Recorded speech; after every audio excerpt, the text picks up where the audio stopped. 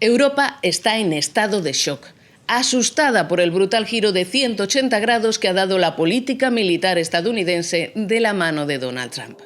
De repente, el gran amigo americano, que velaba por el viejo continente desde la Segunda Guerra Mundial, les ha dado la espalda y ha abandonado a Ucrania.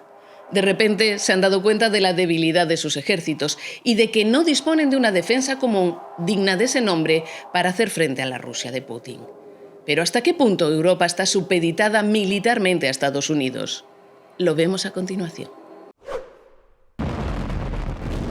Tras la Segunda Guerra Mundial y en el contexto de la Guerra Fría, Estados Unidos fue instalando como peones por Europa un gran número de bases militares. En el momento más álgido llegó a haber 430.000 soldados estadounidenses desplegados en 275 bases y emplazamientos en el viejo continente. El país con más bases es, con diferencia, Alemania, que ha sido un elemento clave para la defensa de Estados Unidos. De hecho, en Stuttgart se encuentra el Comando Europeo de Estados Unidos, desde el que se coordinan fuerzas militares en 51 países. Alemania también acoge 5 de las 7 guarniciones del ejército estadounidense en Europa, así como miles de efectivos de la Fuerza Aérea. Como se observa en el mapa, hay numerosas bases estadounidenses en Italia y el Reino Unido, también en Polonia, Rumanía, Bulgaria, estas últimas con un importante papel disuasorio frente a Rusia, así como en Noruega y España, sin olvidar los enclaves estratégicos de Islandia y Groenlandia. Con la caída del muro de Berlín y el fin del comunismo, la cifra de militares estadounidenses en Europa disminuyó drásticamente.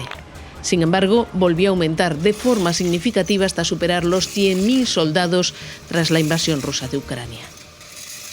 Esas bases, además de tener un importante efecto disuasorio, sirven para dar una respuesta rápida en caso de crisis.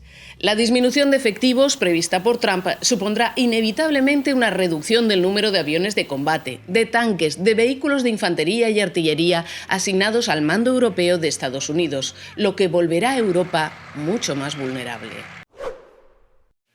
Otra cuestión espinosa es la del paraguas nuclear estadounidense. Solo 2 países europeos tienen armas nucleares propias: Francia, con un arsenal estimado de 290 ojivas, y el Reino Unido, con 225. No obstante, otros 5 países europeos, 4 de ellos de la UE, almacenan armas nucleares estadounidenses, según confirmó un organismo afiliado a la OTAN en 2019.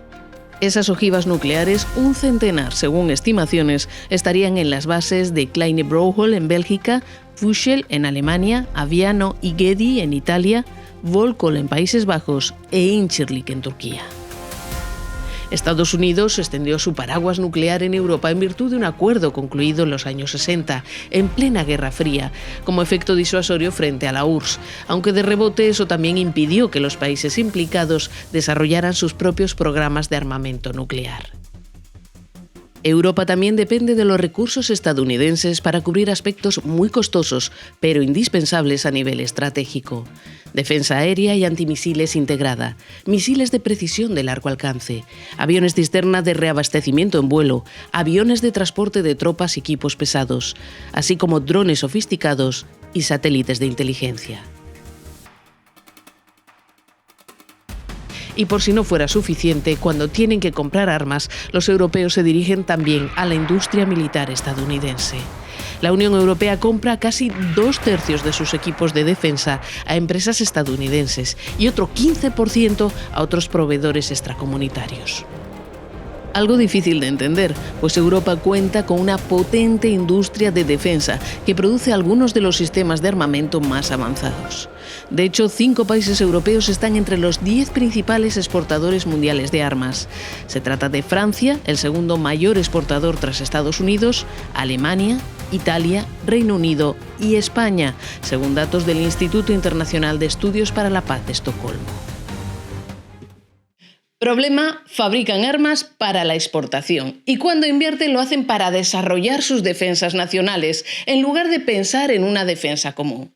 El resultado es que cuando Ucrania pidió artillería para defenderse de Rusia, los países de la UE le suministraron 10 tipos distintos de obuses, generando un enorme problema logístico. Dependencia armamentística, dependencia estratégica, dependencia nuclear. Europa lleva desde la Guerra Fría acomodada en el regazo del tío Sam. Este gráfico muestra cómo los gastos de defensa de la Unión Europea, incluidos presupuestos de mantenimiento y modernización, no hicieron más que caer desde los años 60 del pasado siglo. ¿Para qué invertir en algo que ya tenían garantizado? El resultado, algunos ejércitos europeos son tan pequeños que a alguien se le ocurrió calificarlos de ejércitos bonsái. 12 de ellos no poseen carros de combate y 14 carecen de aviones de combate. Algunos aún sacan rentas de los viejos equipos heredados de la era soviética. Los europeos recibieron su primer electroshock en 2017, cuando Donald Trump cruzó por primera vez el umbral de la Casa Blanca. El mandatario dijo entonces, de forma clara y salpicada de amenazas, que los países del viejo continente tenían que aumentar drásticamente sus gastos militares. Y avisó, Estados Unidos no iba a seguir pagando el grueso de la factura de la OTAN. Rusia también venía avisando desde 2014 con la anexión de la península de Crimea y la guerra del Donbass. Pero Europa, obnubilada por sus propios asuntos, no era capaz de ver el árbol en mitad del bosque. Hasta que el 24 de febrero de 2022, los tanques y blindados rusos penetraron a sangre y fuego en Ucrania y un escalofrío recorrió el espinazo de un continente que no estaba en absoluto preparado para hacer frente a algo así. En ese momento se puso de relieve el lamentable estado de los ejércitos tras décadas de dividendos de paz y parasitismo de Estados Unidos. Como muestra este gráfico, la inversión en defensa de los países de la Unión Europea empezó a crecer en 2014 con la anexión rusa de Crimea y se disparó en 2022. En 2023 aumentó un 17% hasta alcanzar los 72.000 millones de euros. Y en 2024 se superaron los 100.000 millones, el 90% dedicado a comprar material militar. Aún así, en conjunto solo representa el 1,99% del PIB europeo. Además, hay importantes disparidades entre unos países y otros. 22 países europeos miembros de la OTAN ya dedican más del 2% de su PIB a defensa, superando el umbral mínimo que marca la Alianza Atlántica.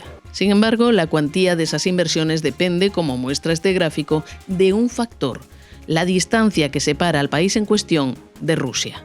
En 2024, Polonia, cuya capital Varsovia está a solo 1.150 kilómetros de Moscú, se llevó la palma, con un gasto en defensa del 4,2% de su PIB. Le siguen otros 4 países situados a tiro de piedra de Rusia: Estonia, Letonia, Lituania y Finlandia. Alemania está en plena regeneración de su ejército y Dinamarca también acaba de anunciar que va a realizar inversiones masivas en defensa. En cuanto a España, es el farolillo rojo de la tabla, con el presupuesto de defensa más bajo, lo que denota una insólita despreocupación.